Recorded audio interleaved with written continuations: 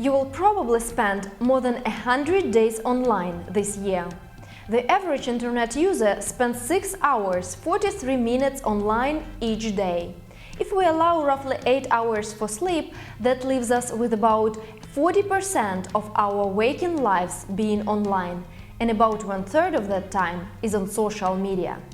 Now, how do you make the time work for your organization? This is what we'll try to figure out today.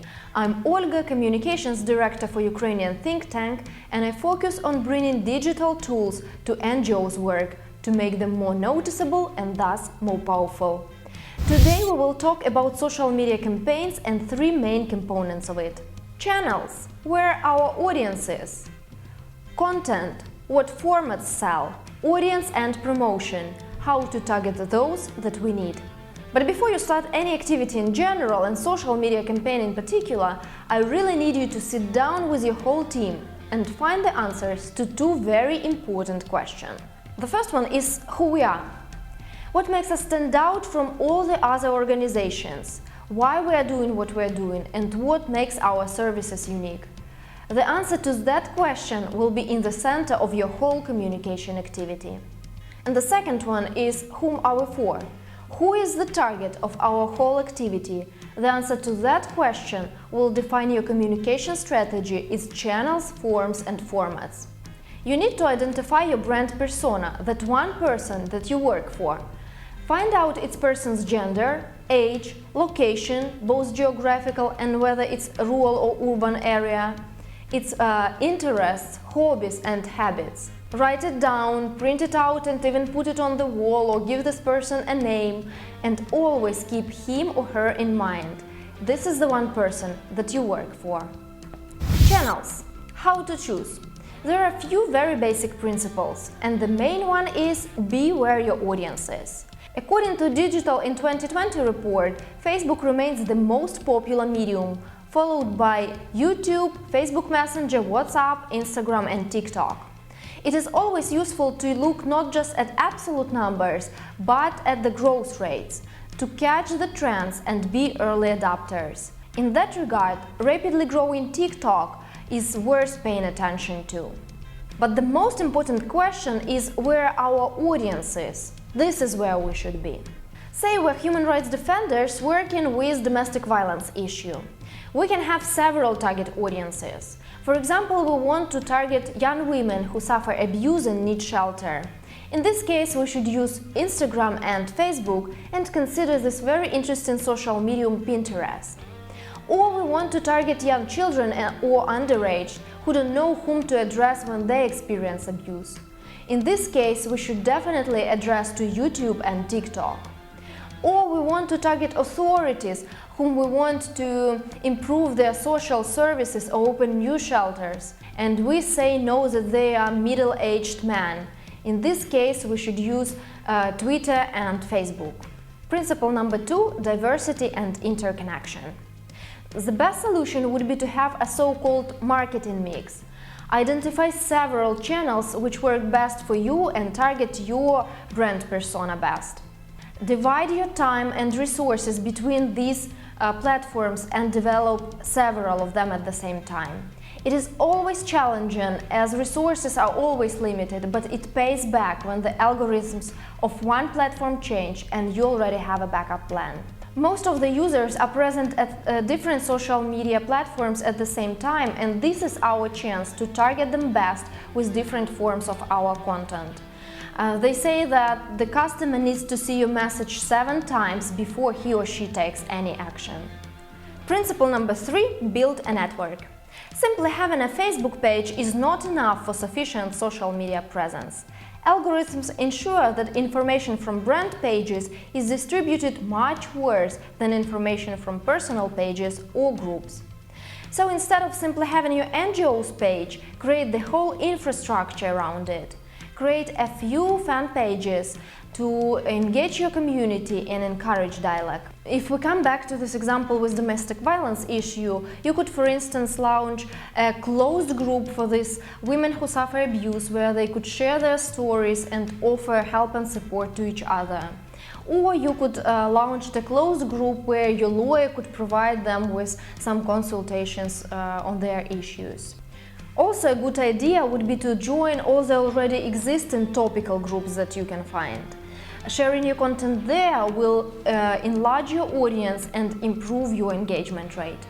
And principle number 4, work with influencers.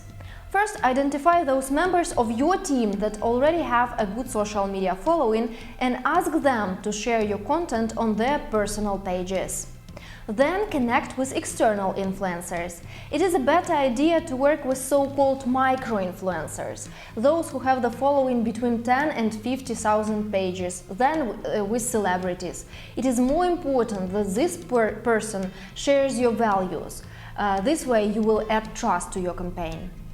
Don't forget to connect to media working on your topic and stakeholders. Sharing your content to their pages and cross-posting your videos on their pages will let you distribute your content better and get outside of your audience bubble. So to prolong the life of your post, share your content within this network you have created.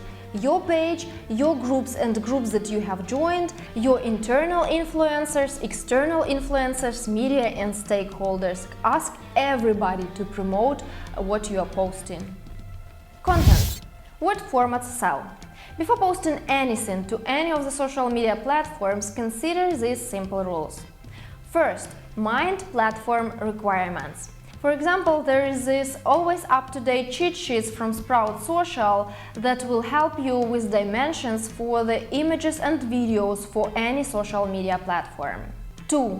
One piece of content should deliver one message. Do not overcrowd your post with information and visuals. Keep it simple and consistent.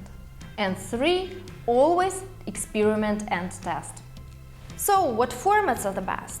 That really depends on the platform you choose, but visual and audio-visual content does show better results. There are tons of applications and websites that will help you create professional-looking visuals without any special skills. But today let's talk about some forms and formats that are usually undermined by NGOs. The most popular format on Facebook is live video. Live video is the best solution when you don't know what to post. Frankly speaking, it requires the least technical preparation on your side, but the more interactive you make it, the better results it shows. Here are some simple ideas that you can basically use every day for your live streams. Q&A sessions with your experts and stakeholders. You can make them regularly. For example, every first Monday of the month, your expert goes online and answers the questions that are coming live or those questions that you've collected during this month. Voting or polling on some interesting topics.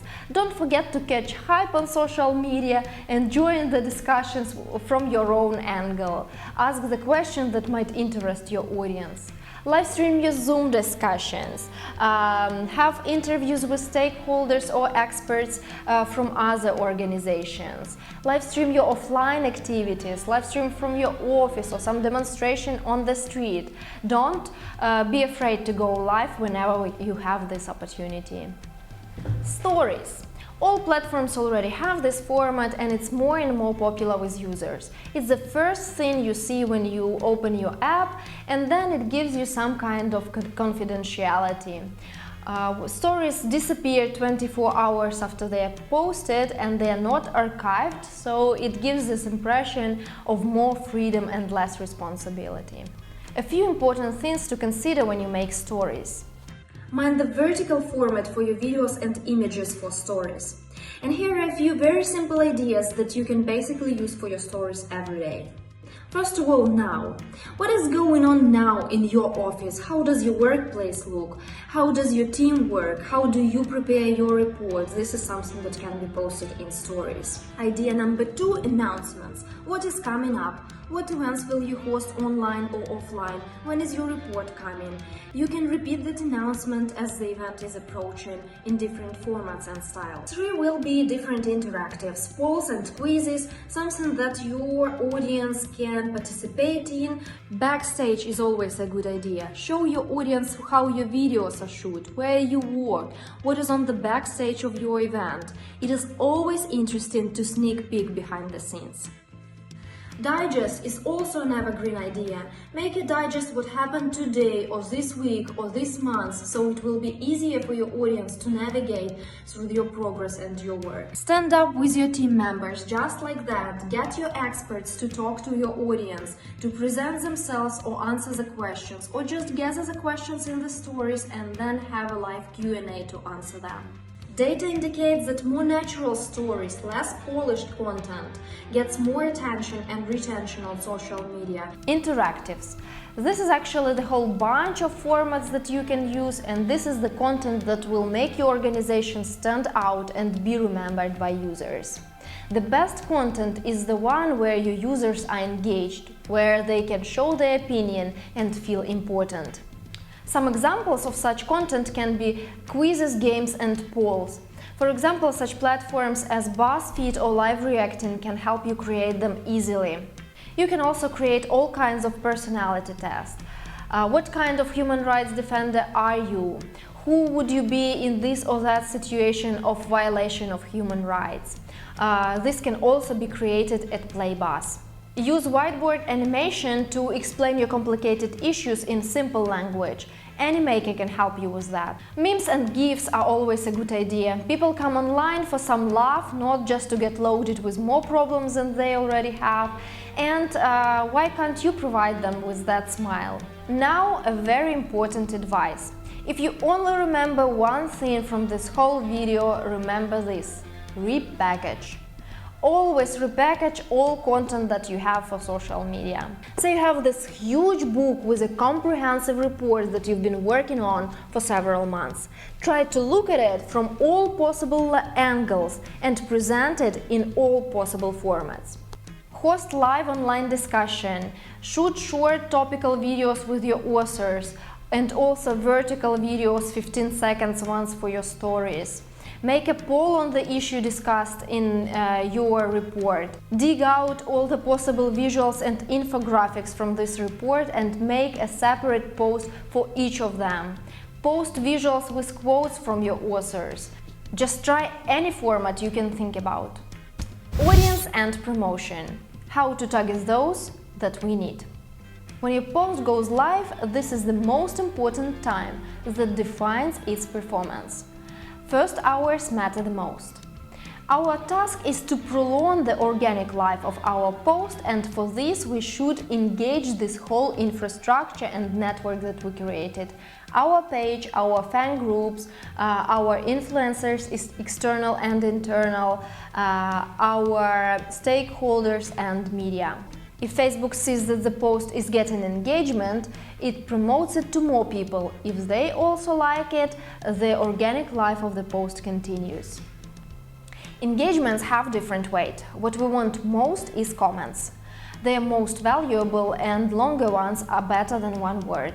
So your job is to heat up the discussion. Never leave any comment without an answer, and your answer should also imply the next comment from your respondent. When to post? Here is a research from Sprout Social that shows that the best time to post is Wednesday 11 a.m. and then from 1 to 2 p.m. But actually it's only your page insights that can tell you when your audience is active. For example, you want to target young mothers who wake up at 3 a.m. to feed their children and scroll through their social media feed. So you should be posting at 3 a.m. But what is certain is that posts should come every day, at least once a day. This is where you will get the growth of your page audience. Who to target with our promotion? First, we come back to our brand persona and we set the targeting to him and people like him or her. Second, data is our power and we should rely on it. Go to your page insights and find out who exactly is your audience. Check out stats not just for the whole page, but for the posts that were most successful and got most engagement. Find out who your audience is, their age, location, gender, language they speak, and target these people and people like them. Third, retarget. Collect all the possible data about people who interact with your organization. Subscriptions to your websites and websites visits, subscriptions to your product, registration to your online and offline events. You can use all this information while creating your target audiences. These are people you should target. If they have already interacted with your organization once, they are more likely to engage with your content than those who have never heard of you. By selecting interests, gender, location, language, narrow down your audience. The best results are shown for audiences of the size between 10 and 50,000 people.